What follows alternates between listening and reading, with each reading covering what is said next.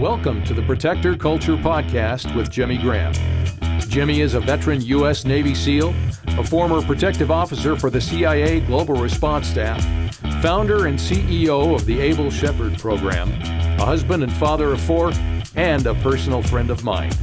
Now here's Jimmy. Hey everybody, welcome back to the Protector Culture Podcast with Jimmy Graham. I'm your host, Jimmy Graham, Able Shepherd 001.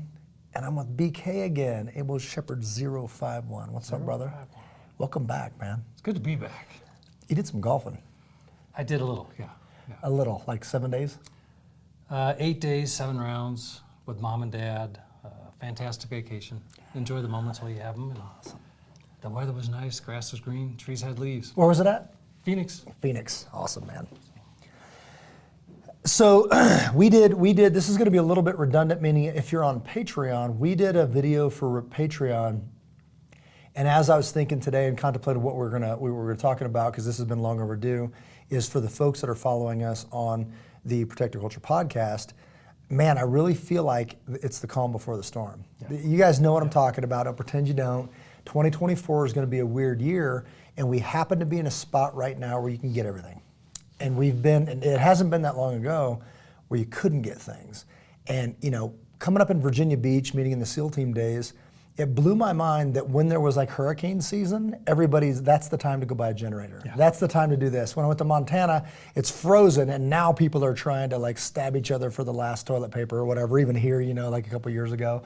So preparedness wasn't really a thing. Even, everybody knows that, or everybody claims that family, and taking care of them. We don't call it prepper, we call it root cellar mentality. Yeah. Meaning the root cellar. My great-grandparents had a root cellar, and if there was some kind of emergency, they just had it covered because of the way they lived their lives, right? So I think right now we'd rather have money in the bank than have tangible things like food or a gun or ammunition. Yeah. So I've really just felt called, and I've never had people call me saying the prophetic community is getting word, like in the religious and in the Christian context, a word from God about preparedness. You can call that lean years, fat years, whatever, but like something's coming, so it's time to prepare. Obviously, the Mormon community lives that way, but the Christian community, as I know it, is that people are getting words of like preparedness. Root cellar mentality of restructuring their life and saying now is the time to get certain things. The word famine, I've heard the word famine a lot lately. Sorry, go ahead. No, I was just going to ask you that exact thing. If you can give me 3 bullet points, what are things you're hearing? One of them is famine. Yeah. I've never heard that word in my life, and then I'm hearing it once a week. Right. Like here in our time right now, they're talking about, we've never known hunger. My kids have never known hunger. Yeah. I in my life have never known hunger. When you see, societies, when you see, for whatever reason, World War II is back on the radar, whether it be because of the Nazis, because of the brown shirts, because of the whatever, because I just, went with a bunch of 8th graders to the Holocaust Museum in Washington, D.C. Live Not by Lies was one theme, that was going on before all this. And then what's the one called? Letter to the American Church. So Eric Metaxas was at my church and we heard all of this, then went off to DC, then came back, and some of the messages that I've been hearing from the pulpit have been very much on, hey, this is a familiar road and it's not a good one. Those stories include famine.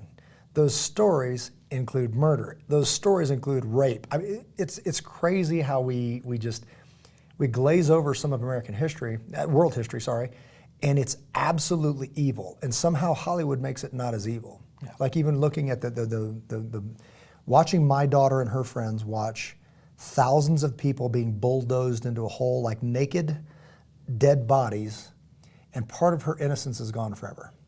Yeah. Because she lives in a safe bubble in Castle Rock, Colorado, until that day. Like that didn't exist, and once it does, you can't unsee it. And this is a bunch of 13-years, and I think it's appropriate, by the way. People are like, what if it traumatizes my kids to do an active shooter drill? Then do it more. The reason it traumatizes them because they're a freaking butterfly, right? They're a butterfly and they just saw something for the first time and they're like, eek. They need to see it so much it becomes commonplace, meaning like the active shooter drills.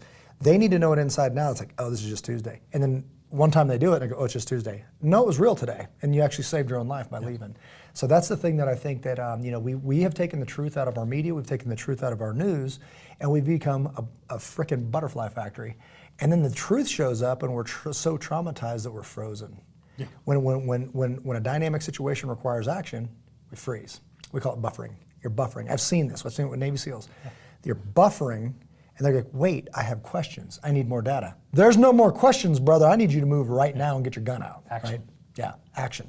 Right? Like a movie, action. You're like, wait, I got questions. Brother, I said action. It's go time. It's test day. Get on it, right? So I think famine would be a big one. I think that, that's huge because, like, again, if you don't have food and water and all that, and I put on the notes there, and I'm gonna get my eyeballs on. We've said this before. You can survive 4 weeks without food. You can survive 4 days without water.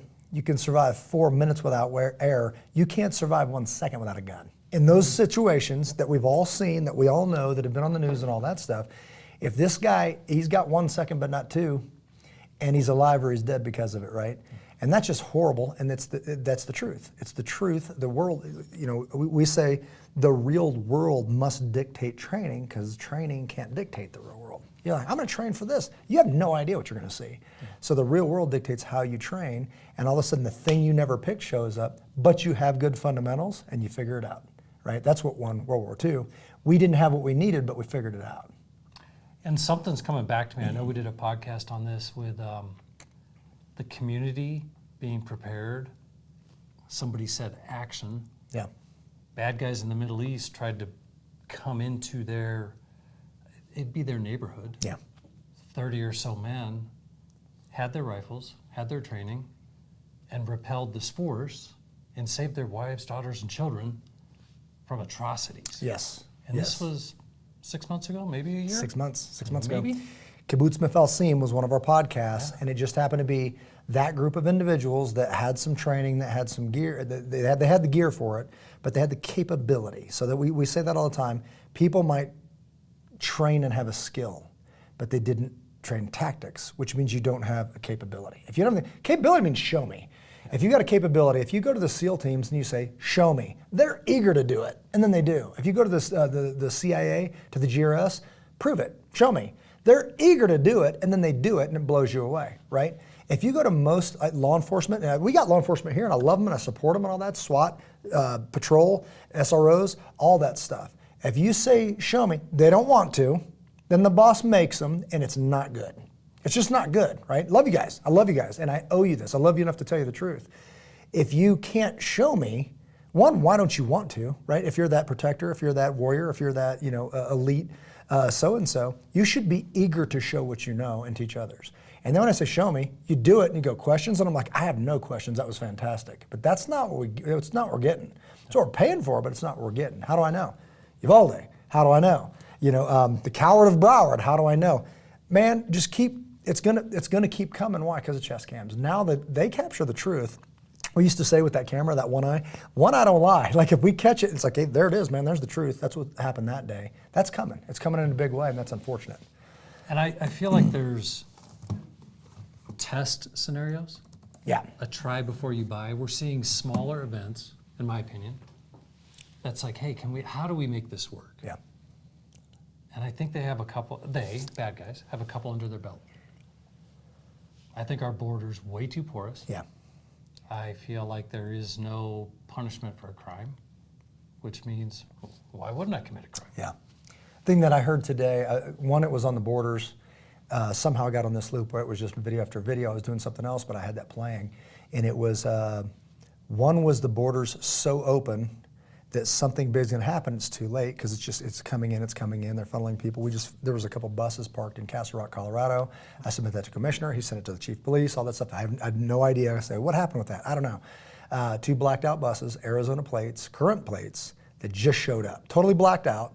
Where if there were passengers in there, you couldn't see in there because there was like a door you buy from Home Depot, placed in the bus behind the driver. Drivers appeared to be foreigners. Opened the door and have no idea, but they were just parked there for a couple of days and then they were gone. Right? Do you remember a license plate? I took them. I took pictures of them and I submitted all of them. Right? Put all this stuff forward. And I'm like, hey man, we know people are busing people into Denver, and we know Denver doesn't want them and they're busing them in the suburbs. Okay, in Douglas County, here set these 2 buses. And how do I know? Because we did a podcast on what's normal, what's abnormal. right? What's ordinary, what's extraordinary, and all that stuff. A buddy says, speaking of what's not normal, I'm at the gym today and I got these buses. So on the way home, I drive over there, and sure enough, they sit there. I pull up, take a bunch of pictures, submit them to a commissioner, and then it goes up the chain. What happens to it? Don't know, right? But it's not normal. So back to this is food and water are a given. Water's the biggest one, right? So water, being able to purify water, having food, and then right at the top of that list is firearms, right? It's gotta be. I don't care if you like firearms or not. The truth says, if somebody wants to take what you have, they can, unless you can defend it. To get to them, you gotta go through me, right? Not just the heart, but the capability. In Sandy Hook, a principal had the heart. You can't do this. Little kid shoots through a pane of glass, walks in. You can't do this. Yes, I can. Shoots her, steps over her, and kills a bunch of little tiny kids. Yeah. That's the face of evil. So you've got the heart, but not the capability. And we're not picking on her, we're learning from her. If you can say, you can't do this, and they says, yes, I can. I say, no, you can't. And then you lay down on the floor till the cops get here. That works. Why? Because those kids would still be alive. So that's the future. That's the answer. And if you don't like it, if you don't like the truth, change you. Truth doesn't change. Yeah. That's the deal. It's always been the deal. I'd say the oldest thing on the planet that is true about protection is to get to them, you got to go through me. Whether it be with your fist or a stick or a rock or a bow or a gun, to get to them, you have to go through me. And if you can hold that standard, your people live, and if you can't, they die. Yeah, and what my takeaway from that is the bad guys aren't playing by your rules. That's right. They don't have rules. Right. So let's get ready to rumble. Cool. All right, so I really have. All right. Felt compelled to jump into this and just say, again, not like, well, you might want to consider. No, go buy this stuff. Like, go buy it. It's your duty as a man, woman for that matter. But if you have a family, it's your job to protect it. You're going to call the police, and nobody's going to show up, right? Not because they don't like you, because they're busy. There's only so many people, and I forget what the statistic is of one per how many, but I know that, let's just call it a dozen, be generous and say a dozen on-duty cops and 70,000 people, 80,000 people in Castle Rock. Math's not good. What it means, the truth comes out, it's your job. It's your job to protect your family, right? And if you don't know how to do it, nobody really cares on that day, you just lose. And if you don't have the stuff and you run over to Cabela's, it's too late. There isn't any, and this is coming. So right now, calm before the storm means right now you can get food in bulk. Right now you can get 22 bullets. Right now you can get ammunition, you can get guns, you can get all that stuff. All these bills are lined up to say you can't. Even make it illegal for me to train people how to defend their families. This is ludicrous. Insane. This crazy sauce right here, but it's coming. And until we say, as a people, we stand and say, listen, I'm not playing your silly game. Here's what I'm gonna do, and I'm not asking permission. And then the sheriff has enough sack to say, I back him. And then we stand and say, no, not gonna happen. Like, again, you play your silly game if you want. What's Ben Shapiro say? Play silly games, win silly prizes. It's like, hey, no. Like, we the people say, we're done here. An adult's gotta come in the room and say, listen, you're a boy, you're a girl, you're not gonna take my daughter's scholarship, period. I've got this idea like that we're working on this thing called Launch QRF, right? Okay. How awesome would it be if you had just a group of financially well-off, successful men and women that when you see some atrocity like that, like somebody comes in, this coward comes in, pretends he's a girl so he can win a thing, right? And somebody shows up, pretends he doesn't even exist, and gives a real medal to the real winner and a scholarship. Here's a check. It's sort of like, hey, what about this guy? I'm not talking to you. Pretend they don't even exist and actually just do the thing and don't ask permission. That would be awesome. Yeah. Times all over the nation, because now these people that are absolutely devastated because they really are getting stole from. We're erasing women, right? Yeah. And everything beautiful that comes along with that, and it's not okay. No. And I can't imagine them going, man, where are the men and why aren't they standing for me? I just happened to meet with a young man last night, meeting with a lot of young people. They're like, the military betrayed me. Yep. And they're right. Mm-hmm. They're right. Yep. They're like, hey, I didn't get, the vaccine, and I got kicked out, and blah, blah, blah. You hear this over and over again. And what I just recently heard, I went in thinking I was going to find a thing, and that thing didn't show up. Like, I thought there was honor. I thought there was integrity. I thought there was accountability. I thought there was strength. I thought there was, and there wasn't. Right? Instead, they see suicides. They see weak men. They see people folding like a lawn chair. They see people trying to violate your body, and then when you wouldn't do that thing, they boot you. Then the whole thing comes back around and says, this was all just a frickin' big just mistake. It was just, and now, I wondered what that colonel thought now. The colonel that dressed this guy down, I was like, you will do this? And he's like, sir, I can't, right? I can't do it. Okay, then you're not in my Army anymore. This is Air Force, by the way. Not in my Air Force anymore. What's he think about that on this day?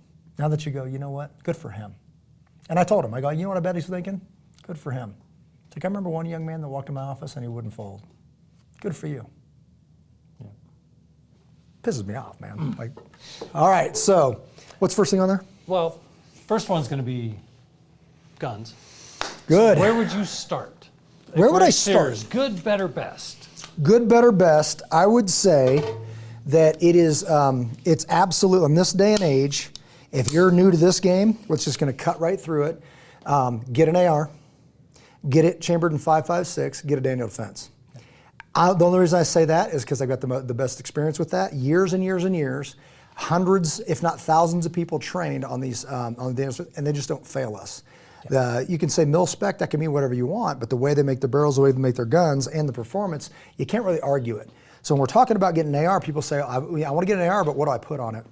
The only reason this can's on here is because it's pinned, because when it became, when there was a legal issue with the arm brace, we needed to stay on the right side of legal, the right side of right. So I turned this into a rifle. This was a pistol, turned into a rifle, so I put a stock on it. To put a stock on it legally, I had to pin this, which means it won't come off. So now, from, like literally, if I sent the bolt forward and dropped a dowel rod in there, it's got to be a certain length over 16 inches from the face of that bolt to the end of here. And it wasn't, because it was a pistol. So I pinned and welded that on there. Now we're back on, it's okay to have an arm brace. So we call this the Hefe package. What does that mean? It means protection. It means speed at moderate distances. I'll say at close distances, which for that, I mean, when I say close, I mean 200 yards and in.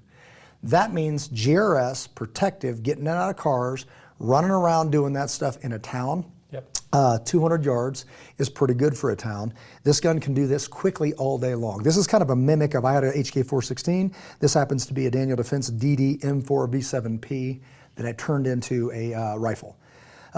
Flip upside on the front, fixed on the back. So if this isn't on, I've still just, with one pop of my thumb, I've still got a point of reference for aiming. This is a Trijicon MRO. Again, for 200 yards it in, super fast. Because, and I would, right now though it's illegal again, I would go back to the 10.5-inch barrel. Why? Getting in and out of vehicles, rapidly moving around, having an S-folded stock that's rubber banded on here, mine's off right now. All of that says this thing is the answer for running around with your family, getting out of vehicles. A lot of people, when they move with an AR, it's in a bag in the trunk because you're going to the range. If things get really bad, this is going to be next to your leg, slammed into the console with a full mag and one in the chamber. And when you get in and out, you want to have an S-folded sling. When you get out, you deploy it, throw it over your shoulder, and that's what you're running around town with, and you don't want a 16-inch barrel for that. It's just not going to be as efficient. One question I have, is there crosshairs in here or Red dot? Red dot. So we call it a reflex. Again, fast. If it's fast and up close, meaning 200 yards and in, all day long, place that red dot and ease that trigger. And if you got good fundamentals, wherever that red dot is, that's where the round's going to go. And times 30, right? Anytime you have something like this, you're going to see something like this. So this is just a chest rig. It's a basic chest rig. I'm playing around with this, so I don't even pay attention to that. That's going to be for a patrol setup. So this is just a rig that I just zip tied on there. But something simple like this that puts on like a jacket. When you get something when you put on like a jacket, it's very easy to put on, and I can lay down on the ground for a long time. I could lay down on the ground, pop this, and lay down on the ground. If not, if I'm covering you or something from a distance, I'm laying on magazines, and that's not a good shooting base. It's uncomfortable, all this stuff. The other thing is I prefer the ones that buckle down the middle, because when you get hot, when you're wearing this stuff, it gets really hot. Yeah. This allows you to breathe. If you're wearing body armor, you can take these modular deals off and put them on body armor, but that's not what we're talking about, not in this setup. Remember, this is fast. I'm moving around, I'm throwing mags in that thing, getting my family around town. Have a place for your magazines. We say a full loadout is one magazine in there and then 6 on your chest, right? So step one is a primary. So primary means a rifle. Yep. If you've got a pistol, that's fantastic. Your pistol's job is to get you to your rifle, right? Because if there's a reason why the stability, the capacity, the velocity, all that stuff. If you are trying to defend your family in a neighborhood and you can see 100 yards, 200 yards, and all that stuff, you're so outgunned that you're not going to be successful with a pistol. Somebody's got a rifle, you got a pistol, you're 200 yards, you've lost already, right? So having that capability would be the first thing. The second thing would be having a good pistol. Having a pistol, I would just go straight to it and say for many reasons, including accessories, reliability, all that stuff, just start with a Glock 19. A Glock 19, this happens to be, I'm going to check it. This one is, we have, if you go to ableshepherd.com and then go to, actually it's, is it on the website? I know you go to Danger Close, look up the Able Shepherd pistol. It's not necessary to have a sexy gun that's got, this is a Glock and it's all squared off and everything. We beveled off the edges to make it a little bit more round, a little more attractive. We put the Able Shepherd logo in there. We did a bunch of cool stuff that's not necessarily needed, but I tell people, if you're gonna have a custom thing in your life, it should probably be a pistol. Like especially me, it should probably be a pistol that you're gonna hand down to generations, right? But what I'm going with is if you're gonna do some kind of dot, this is a green dot, it's an SCS. It's super low, so if you're iron sights, old school iron sights guy like me, it's not a big transition to go to this low of a dot. So when I punch out and look for iron sights, a dot shows up. And it is very effective. Enhance a couple of buttons. Enhance the slide stop and the mag release, and then I put on this mag pull, thank you. You recommended just that basic mag pull. It's not really because I need a mag well on there. It's more because it pushes my fingers up, locks me into position. You gotta get undercuts. Like that's Glock's biggest, like just, they gotta do this at some point. Gotta do undercuts, because this must be shaped like your finger. And if it's not, it's gonna sit there wearing your hand, and they just gotta do it. So having something like this firearm, you don't have to do much to it, just learn how to shoot, and it's gonna serve you well for the rest of your life. You'll end up giving it to your kids, so get a good pistol. Anytime you get a good pistol, you gotta have something to put it on. We recommend a double mag pouch, so you've got at least 2 more magazines. So you got 15, 15, and 15, 45 rounds is a pretty good loadout for a secondary. This is the keeper that holds my AR when it's not in my hands, a flashlight, a tourniquet, and an IFAK, individual first aid kit. This thing Velcros right onto my EDC belt, my everyday wear. This is a Grip 6 belt that we have customized, Velcro added to it. This locks on and doesn't move once I put it on. So I wear this belt every day, tuck in my shirt, throw on my belt when I come to work, and it locks everything in a position. Primary and secondary, and I would say this, anytime you're talking about survivalist kind of stuff, when you're talking about that kind of scare, your third gun should be a 22. So even before a shotgun, even before anything else, I would say go get a 22. Again, arm brace, which makes this a pistol, and then I put a suppressor on here. So a suppressed, I think any family should have this.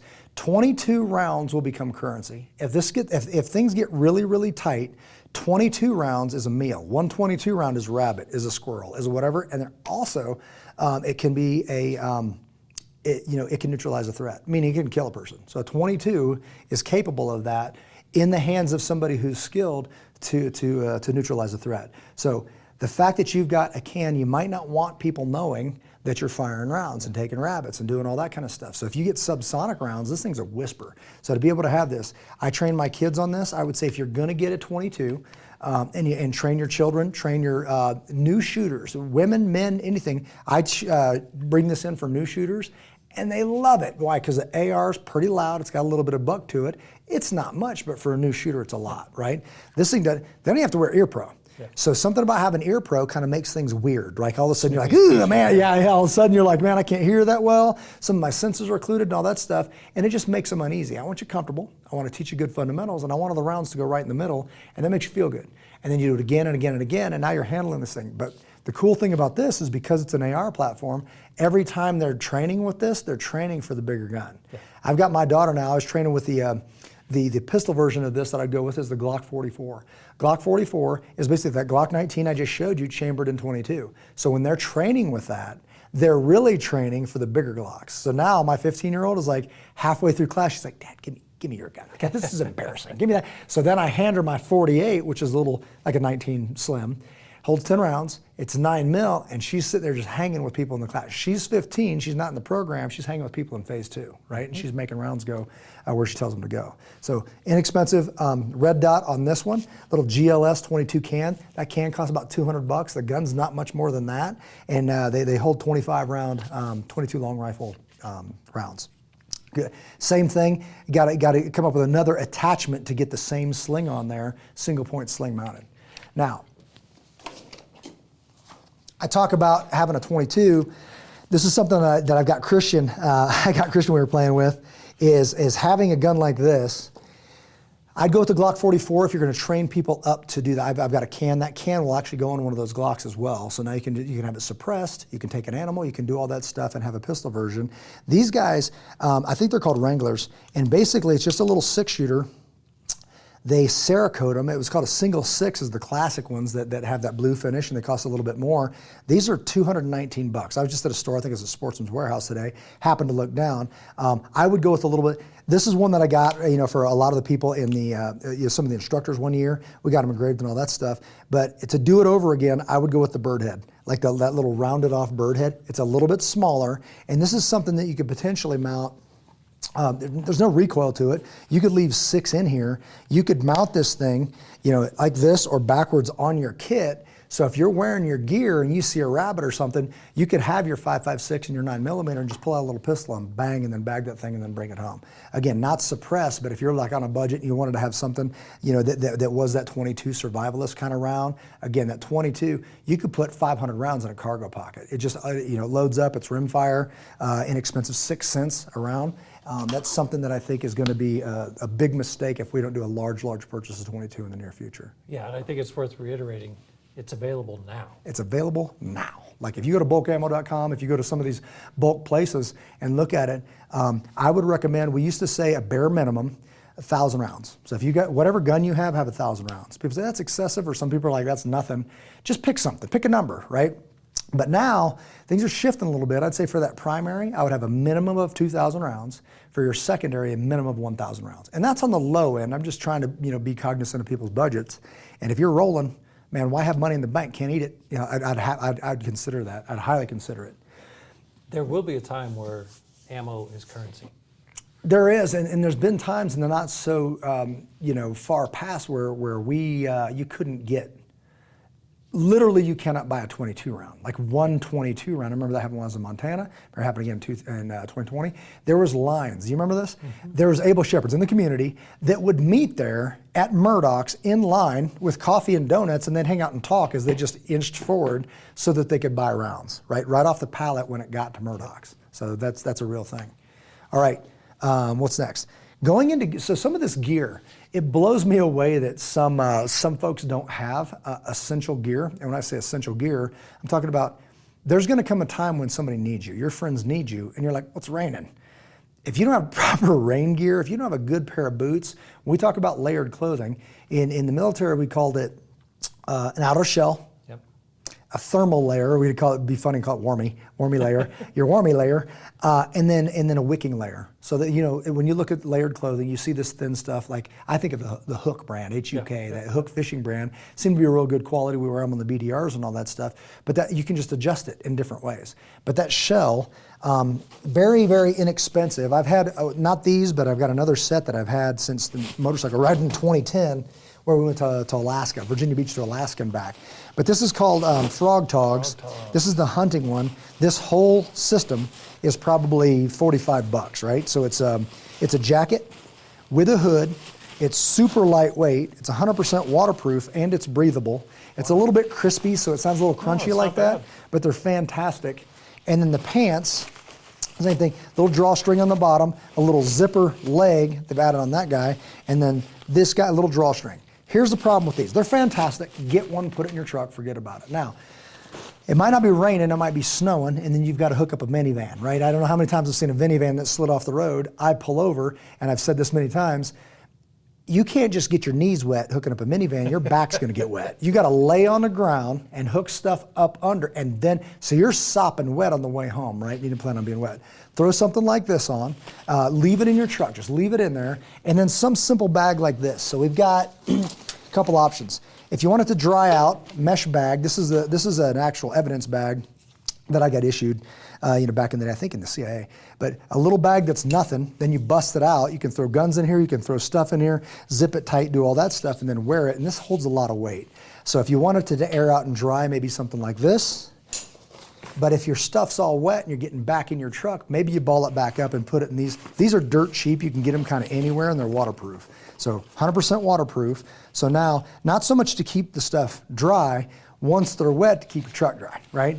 And like I said, get home, air that stuff out, put it back in there, and then it just lives in your truck. So having something like that. Now, Here's what I'm gonna, go off of this just a little bit. These drive me crazy. Like by having these little guys, the drawstring thing and all that, and can I wear a belt and hook a gun on it and all that kind of stuff. So they just make me crazy when I'm wearing these kind of pants. So I would highly recommend going. This is Cabela's. They call it like a space rain jacket or something like that. This thing, you can just feel how super thin that is. Yeah. It doesn't breathe as well, and it's not just for rain. When my daughters are cold, I've got one of these like in my backpack, like in the laptop kind of section. I just pull this out and throw it on there. So if I'm cold, if it's just something to break, that cold wind coming in, if I want to keep them warm, if I want to put this thing on because it is drizzling or just flat out raining, like I said, they ball up to nothing, and you can just throw it in your gear. But when you upgrade the pants, I'd held off for a while, but I just picked these things up. They're like $80 at Cabela's. Belt loops.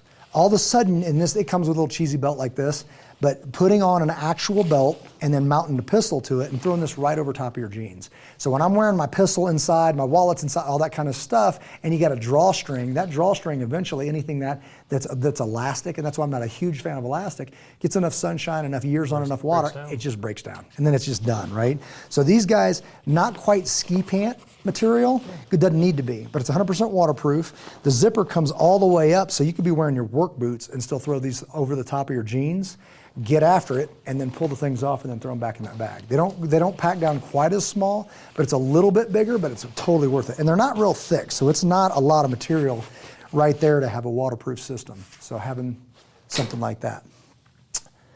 What else we got? Well, I heard you mention your work boots. I see a nice pair Yes. back there. These are Origin, so Jocko boots. Those are my 6-foot boots. You heard me say that? Jimmy Graham gets to experience what 6 foot feels like only when I'm wearing those boots. I got the big lugs and I didn't realize how big they're gonna be. They're no joke, right? But you wanna get, if you had to work, I tell people, these boots, and for people at home that can't see this, so you're gonna have to watch the video, Go Ruck boots. They're good boots. They're like sneakers, man. I teach in them, I run them, I do all this stuff in them. But if you are really working in extreme conditions and doing all that stuff, they're gonna deteriorate. Most shoes, like if you got Solomon shoes, they're gonna be comfy and they're gonna deteriorate. So if you get a quality leather boot that's gonna last, these are actually work boots, so they've got the steel toe. So if you're getting after it and you're digging and you're fighting and you're running and you're doing all this stuff, man, eventually boots are gonna break down. So if you've got a good boot, you're really gonna want quality. So these are good. These are. I haven't had these as long. Good Vibram soles. I'm a fan of Vibram soles, and these seem to be very, very good quality. It's basically leather, insole, and then the sole. The other one is break-in time on those, or were they pretty? I had to break them in. It was several months, but I didn't wear them every day, right? So those when I wore some of the most impressive boots I've ever had are Red Wings. So Red Wing boots, when I was working for the railroad, there was a time in Able Shepherd we were struggling, we just had to make ends meet and all that stuff. And I'm talking hard work, stuff landing on your feet, you're on your knees, you're digging rock, you're doing all that, and just tearing them up, and they just never gave up. They're just running. They broke in relatively quick, they breathed well, and you just couldn't kill them, right? So those were just amazing boots. But that's the kind of quality boot I'm talking about. They're gonna cost you some money, but they're going to hold together forever. Like some people just have them. Like if you're not consistently, if you're working on like the rail line or something like that, you're going to burn out boots. But for most people, working occasionally in that kind of environment, they're going to last you a lifetime. What's your opinion on that's a leather boot, no insulation, wool sock? I wear wool socks for everything. Yep. Like in the middle of summer, I'll be wearing wool socks, right? And that was like a SEAL team thing, and cotton just jacks up my feet. But in the SEAL teams, whether you were running in shorts and you had wool socks folded over your boots, and then any other part of the world that I was in, you had quality wool socks. And it's weird, I don't know why. The ones that I prefer are the Costco, like the Kirkland brand. They just work really well. I get it, they're darn tough. I get it, everybody's making socks now. This stays in my truck, this little 511 bag that's just used, it's for small stuff. And I keep a couple of those pairs, they're brand new. And there's something about putting on brand new socks, man. It's just good to go. But they're the merino wool blends. They're amazing. They're not super heavy, but they're enough cushion, and they wick the moisture away from my feet pretty well. Keep it in. These are the some chones. Got some underwear. I got a t-shirt and a long sleeve t-shirt, and these are those Jocko jeans, those Origin jeans. Oh, okay. I love the American Pretty made robust. thing. I love all That's that. a nice They have a style. little stress. They are thicker, so they're going to hold up way longer than these 511s. They're really good. If I was king of the world and had a wish, there'd be more belt loops. There's just not pocket. in that pocket. Yeah, if there was that pocket right there, it's exactly where that spot is. But these are quality, and I don't mind paying more for American-made quality stuff, and I love what Jocko's doing, bringing that stuff back. So yeah, I'd recommend them. Check them out. I'm kind of addicted to this pocket right here, and then a couple more belt loops. But these are my truck for anything. If I just need a pair of jeans or spill something on my stuff or whatever, just like leaving. Dang, those are dress-up jeans. Yeah, and they're still new, right? So you wear White shirt, blazer, presentation. Well, when we talk about Able Shepherd formal, like when I was on Mike Huckabee, anytime you see me in a suit, I'm probably wearing jeans. They're probably new because they're blue and they don't look all worn because it's whatever. Then I wear them and then they break in, and then it's time to get a new pair, right? So I've probably been in 511 jeans, new ones, every time. One thing that I thought of grabbing, there's some keepsakes that are just very important to me, and they got to leave the house. This is not the bag. I was using that other bag. It's actually that other bag. This is, what this is. This is that, in Benghazi, that plate that the guys signed for me when I left Benghazi. Tyrone Woods signed that. People signed that, from the agency folks. Whenever they were, right when I left, which was just weeks before the attack in Benghazi, Libya. So that's coming with me. And then a couple things that I think you should have ready to leave the house with you. There's a book, it's old school, there might be some better ones now, Where There Is No Dentist and Where There Is No Doctor. It's showing you, if you had to do certain things, you're gonna have all the time in the world to read, but doctors wrote these, for missionaries and things, there's simply no doctor. If you got a tooth can kill you. If you've got an abscess tooth or something like that, it could kill you. So to be able to have a couple things as resources, and then to have something like this, if you're gonna have anything in your repertoire, it's a waterproof Bible. Right? Gotta have so, just no more needed to say, right? The thing's waterproof, and it's a Bible, and it's the book that's going to be rebuilding your society. I say all this stuff's coming to a head, and there's got to be healthy people that are going to rebuild it all. It's just got to be, and it's going to be my kids, and they're going to learn from the rule book, right? And then this guy stays in that waterproof bag ready to leave my house. This was given to me. Give it a sock, dude. I'll dry it out. It's probably not the right way to do it. May the Lord be with you. My grandfather carried this in his pocket over his heart in World War II. And it's got literally notes from his mom in here back before there was a Gideon Bible saying when you're scared, when you're sick, when you need assurance and all that stuff. So there's handwritten notes in this, and that's got to come with me because you can't replace that, right? What else we got? Something to carry it in. Body armor, plate hangers. So consider this, again, you can get this stuff, and by the time you can, I think we're going with HESCO now. Plates just change all the time, and then I think people go after plate manufacturers, and they're not paying enough money to the government, or they didn't pay their Chinese, whatever. Right now, this is Warrior Assault is what I've got, and then HESCO plates is what we're going with, level 4s. So making sure that you've got something beforehand that you've tested, that you've worn. I'll be wearing these for the Murph this year, hopefully. In my training phase right now. I wear them slick, and then I put that kit over top of it, that chest rig over top of it. If I wanted to, I can just change things up. I love that everything's modular, and I can put the mag pouches right on here. The thing, my thought rationale is if I've just got my pistol and I throw this on, I don't want all that garbage on me. I want to be slick and fast, right? If I've got my rifle, I throw this on anyways, throw that one piece of kit over top of it, and then it's the same thing, right? So just making sure that I've got all that capability. Water. When we talk about water, I'm just not a big fan of those bladders like the Camelback stuff. Yeah. Man, every time I try them, I end up wet. Or they leak and they're on gear, or I'm out of water or whatever. It's just like, I've been sitting on a helicopter with dudes and I'm like, hey man, it's cold already, but why am I wet? And some dude's sitting on his hose, or it's kinked, or he's leaning on something, and now you start the op wet, and it drives me crazy. And every time I'm like, well, I'll try it again, it just fails me again. I am a big fan, however, of just not having the lead coming off, stopping and getting a drink and doing all that stuff, but these are MSR bags.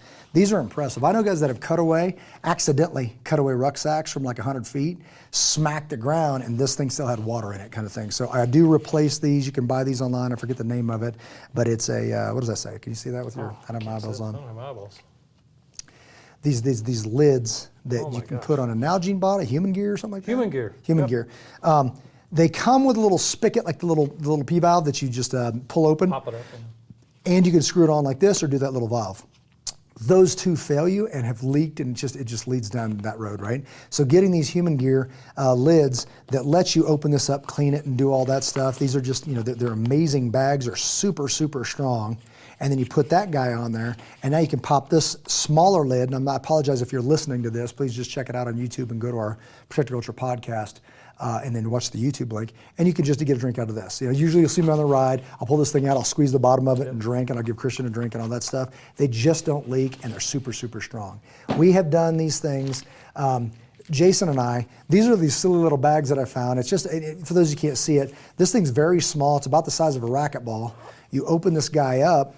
I got 2 of them, and I linked them together because we would just go down. We were regularly going down, filling up these bags with creek water, and then putting them inside these bags full of creek water. Had 2 of them. I girth hitched them together, wore them like a backpack like this, so there were 2 bags, and then came up and just filtered the water. So we've got this, there's a little MSR hand pump that I use. Guys were asking me, somebody just texted me, hey, what kind of water filtration? Sawyer is one of them, very inexpensive, 25 bucks, 100,000 gallons of purification. Wow. And you can get them pretty much anywhere. You get them at Cabela's, you can get them online, you can get them, at I just saw them at, the Sportsman's Warehouse. Jason, JC, the 86er, turned me on. MSR is another brand, and this guy's just super handy. It's a little hand pump. So it's a, throw that guy in the water, put this in your bottle, and just start squeezing, right? And the suction comes through, the filter's in this, and just basically that's what we're filling up these bags with. So just filling these guys up, bringing those back to camp, filtering those into a water bottle, and that's what I keep in my pack nowadays. For longer term, obviously that MSR bag. Cordage, when they talk about cordage, I'm playing around with a couple ideas about clotheslines for the Camino, so I'm buying thinner and thinner. This is like construction type line that's super, super thin, playing with that. This is the, some of these cams and different things that I'm just messing with for drying clotheslines, right? Coffee, gotta have coffee. Gotta have coffee.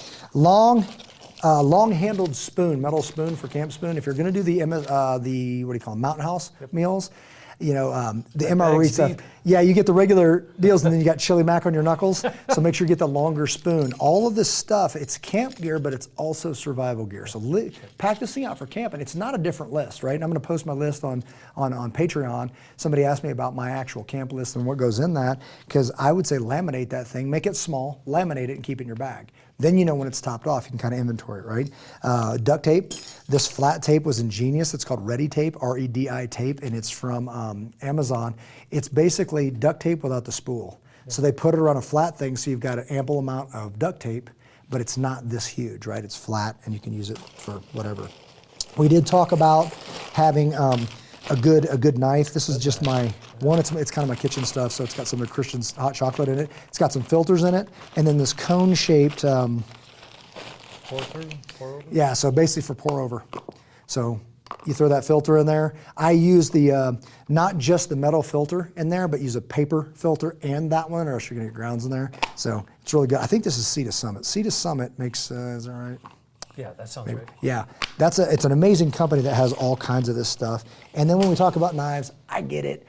Montana Knife Company, Winkler Knives, all that different class. This is the one that I grab. I grab this guy all the time because typically I use it to start my stove. So I'll pull that thing out, spark it, get that stove going. When that piezo burns out or whatever, I'm having a good quality knife, high carbon steel. When I bought my, what's it called? Team Windy helmet, ballistic helmet, it just came with a cool bag, right? This bag I use with my, I've got a jacket that I've had forever, that's the down. I forget what it's called. I put that in here and it's my pillow. So you always forget your pillow, there's not room for a camp pillow. I wear like a black, like medium weight, like warmy jacket. Yeah. I put it in here, close it up, and then that's my pillow when I'm camping. Just trying to reduce that stuff. This is just kind of, these guys are super cool. I'm just gonna, there's my list right there, camp list. In a bag, some wipes, and then these guys. Couple different versions of these. These are huge, and for those that are listening, it's basically like a camp, it's called tongs, is that right? Spatula. This is a spork, right, made out of metal. This is titanium.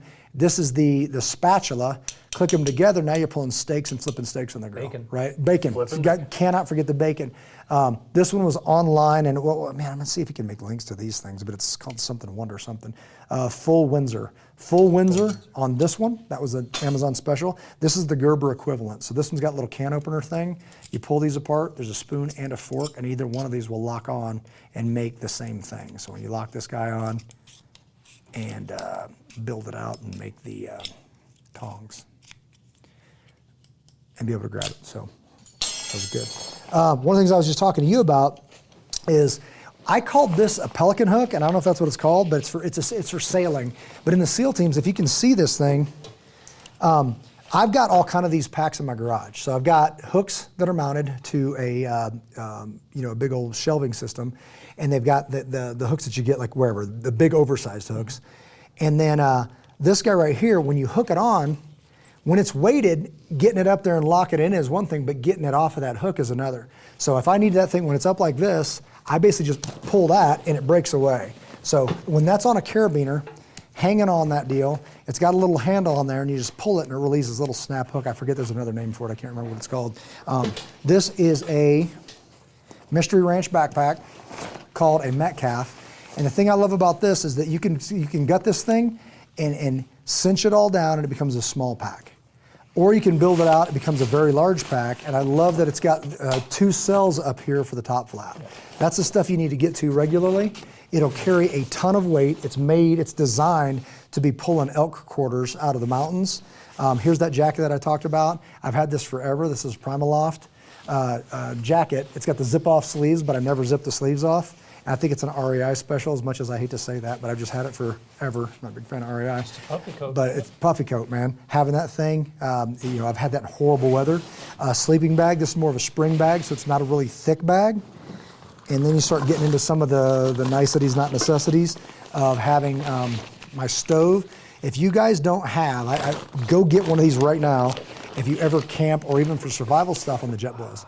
Those jet boils, man, whether it's coffee or when you're eating food out there, I've got a Mountain House meal right there. All you're ever doing in here is boiling water. Don't try to cook in here and get chili mac all caked into this thing or whatever. What's the one my kids like, beef stroganoff. You boil water, you pour it into that bag. There's no dishes to be done. Just wipe it out and you're done, and then eat out of that bag. You're making coffee. Boil water, pour it over the coffee, rinse off the coffee thing, and that's all you're ever doing, right? These cook very, very fast. I'd say within 90 seconds you're boiling water, and they're fantastic. My clicker always goes out, so then having that spark ready, or just having those little lighters. We talked about that with having a lighter. Bic lighters, I buy them in bulk, and I just put them everywhere. Having a fuel cell. There's a fuel cell in there, I just happen to have an extra one, because all that stuff fits in there. Having this guy, this started off as Sea to Summit Wilderness Wash, multi-purpose outdoor wash, safe for the environment. Kind of garbage, right? Means it's going to be safe for the environment, but the only what it doesn't do is clean your clothes, right? It's like it's the mildest soap you can get. So I fill it up with Dawn dish soap. So Dawn dish soap, you get a couple drops of that, and you're washing whatever you want, right? So that I would say do that. What is this guy then? So you take literally a couple drops. This is called a scrubba. And this guy, you fill it up with water. It says right on here. It shows you where the line is. Where if you're just doing like a shirt, underwear, and socks, if you're doing double that, put that much water in, a couple drops. You seal this up and just fold it a couple times and get that thing tight. You can bleed out the air with this valve, and then you just sit there. It's got little fingers in there, and you just sit there like in there. There's little fingers, and you just sit there and rub it, and it just sits there and it gets into the fibers and it washes your clothes. It's a washing machine. So basically, it's a washing machine. Got this, think about for the Camino and all that stuff. Primarily when you're camping and doing like the BDRs and all that stuff, you're wearing your clean stuff. It gets dirty. You change into you'd shower, change into your clean stuff, and then do your laundry. Like do it that night, and then you're just cycling out. And you're not carrying a bunch of clothing. So keeping that stuff together. I'll be having that on the Camino. On here, I'll talk about this in just a second, and then a bivy sack. Bivy sack, if you're in the military, you know what that is. But a bivy is a waterproof sack that you sleep in. So my sleeping bag would go inside here. This thing's 100% waterproof, and I mean, if it's pouring down rain, you're bone dry. This would happens to have this wire. You put it in there, and it just keeps that off your face. So if you're laying in a waterproof sack and it's laying on your face, it's kind of miserable. So you pin this to the ground, you put this wire in, it pushes this material away from your face. Not the most comfortable thing. It's not like a sit up in kind of tent. But if you're running around and trying to not be seen, and we do the urban hike and lay this thing out, it'll keep it stops the wind, it stops the water, it keeps you dry, and it's small enough to carry where a tent might not be. When you're looking at snow and all that, this is just a pack. It can be a waterproof pack to keep everything dry. You can switch it out if you got a white side because you're in the snow, and maybe a tan side for when you're in the woods.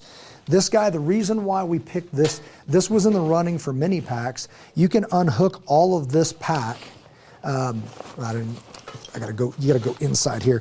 Pull all this off, and it separates from the frame. So once you get it to separate from the frame on these corners, you loosen everything up. I'm not going to do it. Loosen all these up, put whatever you want. Like last time we put a big old 1,000 rounds of ammo. You could put a jerry can of fuel. You could put an elk cord and all that stuff. Now hook everything back up and cinch it back up. So you came out with a pack, you still got your pack, but now you're carrying a load. And that's what we want. It's got that beaver tail on the bottom to accept that. You could put a gun in there, you could put all kinds of stuff in there, but it's a framed system designed to carry a lot of weight and get whatever you need to back to camp, back to your house. So that was in the running. That's where we landed. One was price point, two was quality. We looked at all of that stuff. Packs can go as crazy as you want, but that one really worked with a fit and the finish and all that kind of stuff. All right. One thing I didn't see. Yep. What about a ground pad to insulate? Ground pad is critical in the winter months. All this stuff's going to change. So in the winter months, you're going to have really good gloves, hat, more thermal stuff, better socks, different boots, the insulated boots and all that kind of stuff, and a ground pad. Ground pad's pretty much an essential. So you can put that, again, you can put it right in between you and that pack. But a ground pad isn't so much for comfort, it's to not let the ground suck the heat out of your body. So if you lay down on the ground, you're like, well, I'm tough, I can just take it. It's not about being tough and comfortable, it's about now you got hyperthermia because the ground's sucking the heat out of you. So getting that foam barrier between you and the ground is essential, especially if it's really cold or if it's raining or anything like that, any duration of time. Doesn't hurt. I'm not a big fan of the air, the inflatables. I get it, they're more comfortable.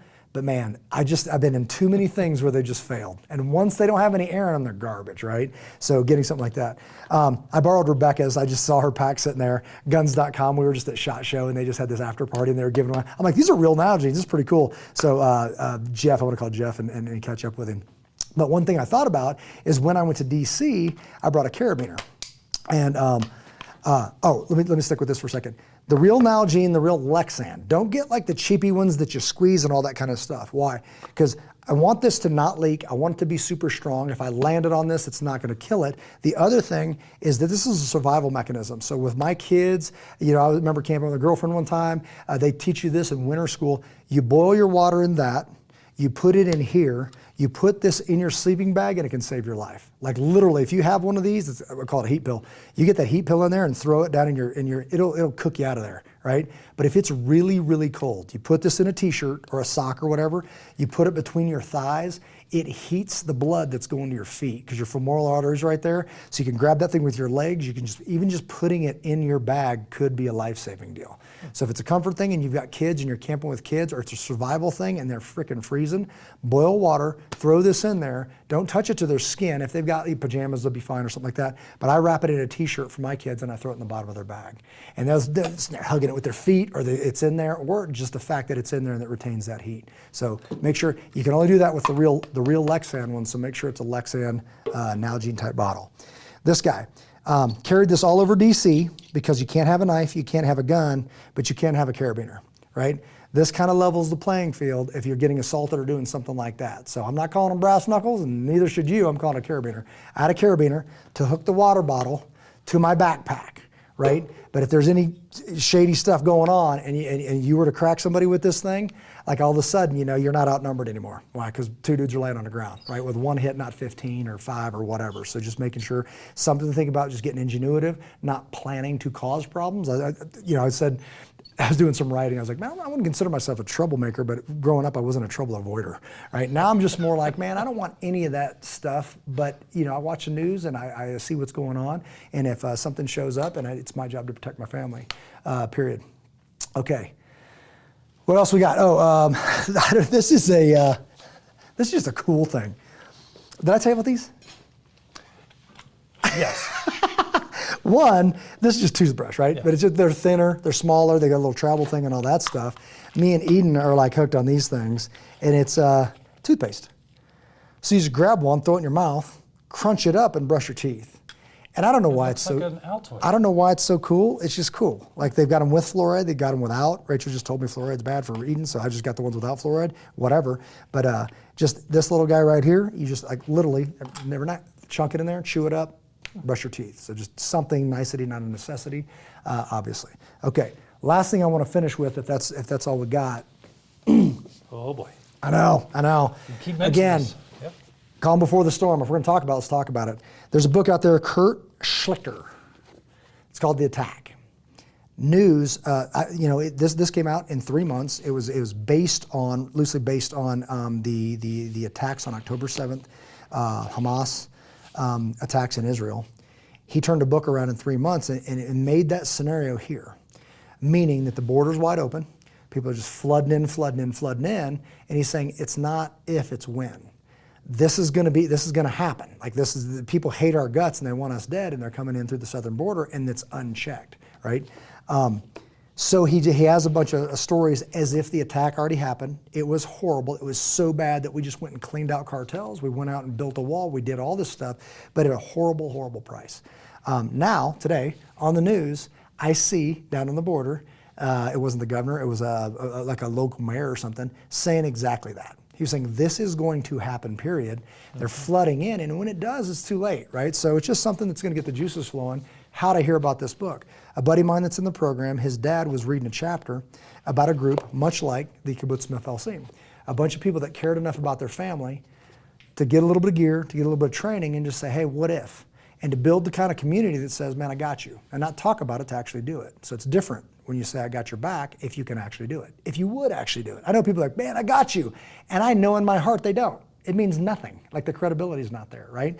So it just so happens that in Kibbutz Mefalsim in Israel, a bunch of people did have each other's back, and they had the gear, and they had trained, and nobody got taken. Nobody got raped. Nobody got murdered in just that kibbutz, right, in that community. So that is the answer. You can have all of this gear and not have community, you don't have a chance, right? But if you do have some of this and you have community, you have a chance. It's not just your responsibility, it's your duty. Like, this is the way it must happen. To get to them, you've got to go through me. I got to put all this stuff away. Last thing, just because it's sitting here. Man, I've had kind of a love-hate relationship with ponchos. It's raining. You see people grab a poncho. If it's windy, it's miserable. You're still soaking wet, so you wore a thing. You know, it overheats you, and then you're still soaking wet. So I would prefer the rain suit. But of the ponchos, this is, I think, a snug pack. It's a snug pack. It's got a big, generous pouch in the center chest. It's got a hood. It's not as open on the sides. It's actually got little armholes like this, but the bottom's open. So kind of dig it. They run really hot, and they limit your movement, right? Especially when you're talking about time for a poncho versus a rain suit, or is it just?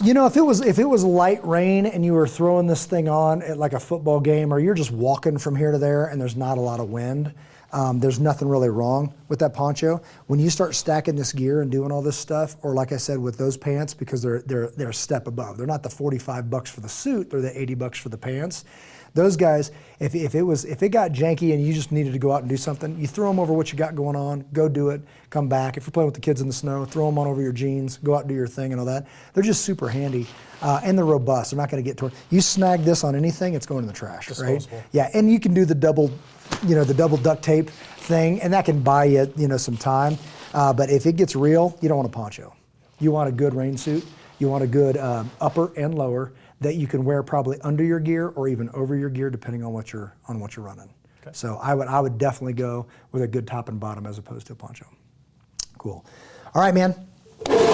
What say you? Anything that you're thinking of that maybe you've got? I know you've got a good primary. I know you got a good secondary. You got the supporting gear. Even I know it's not necessarily survival stuff, but on the BDR we've come across some stuff that was pretty handy. What comes to mind is like a snatch strap, good toe strap, stuff like that. Yeah, I think the more time you spend in your vehicle or you spend camping, you're going to dial in your solution, right? So Everett happens to be really good at tools. Yeah. The bare minimum of what he needs, and he's got some fascinating ways to organize sockets, and they fit under his motorcycle seat. Blows my mind. So I believe that would be the next step in a vehicle. Yeah. A basic set of hand tools to fix something or to get your tire off. And just like practicing with a weapon, practice changing a tire. Yeah. You don't want to learn on the side of I-70. Yeah, that's a good point. Speaking of vehicles, and I'm glad we brought that up, is with the vehicles, if you've got a different types of, you mentioned this, we were talking about this before this started, is if you have, well, this is a different one. These are bison bags. Where's the other one? It's over here. The attack pack system is set up a little different in what I would call a couple different categories or scenarios. When we talk about Able Shepherd, and we talked about this, the whole thing was built on protection. Like the core of this is protecting those in your care, close proximity, 200 and in, the firearms system.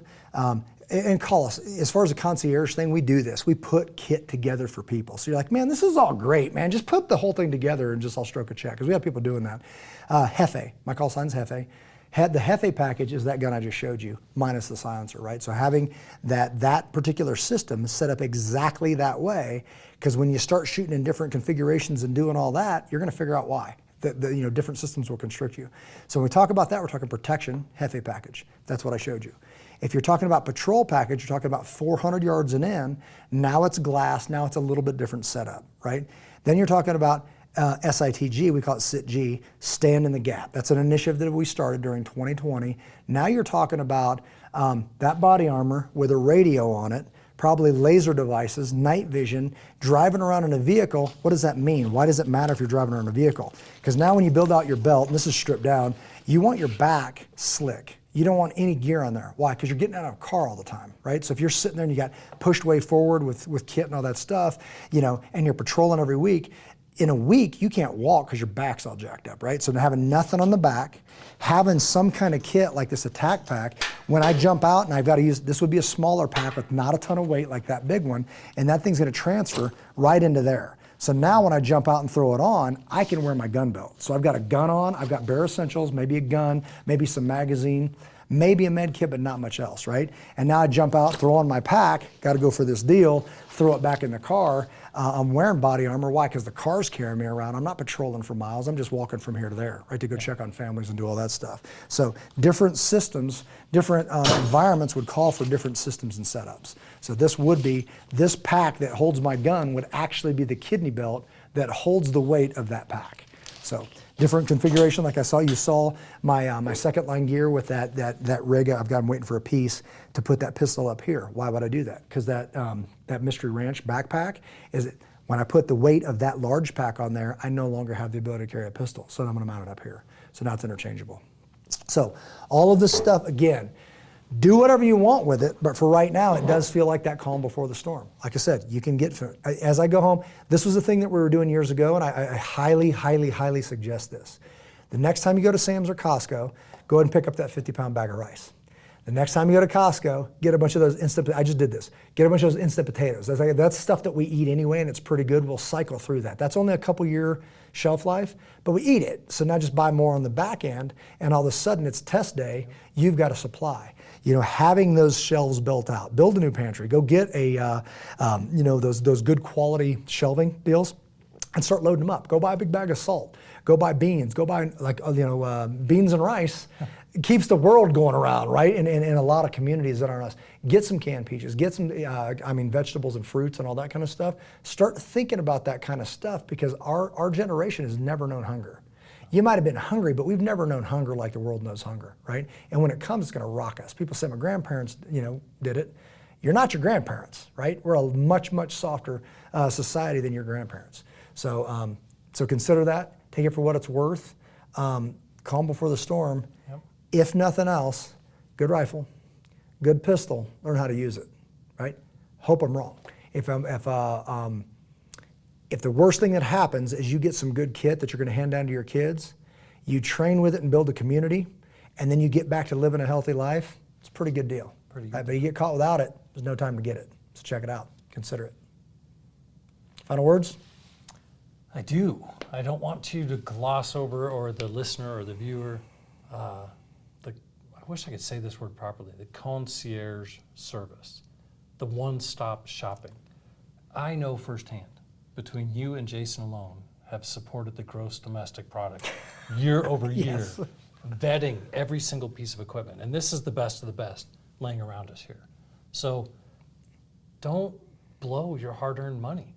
Come to the expert, buy it once, do it right, and have it fitted and laid out in the appropriate way from somebody who's learned, who's made mistakes and figured out the right way. So please take that away from all of this. Yeah, we've got people right now that are saying, yeah, all that. And I got 5 members of my family. And then we shop it out, get their sizes, get their belt sizes, do all that stuff.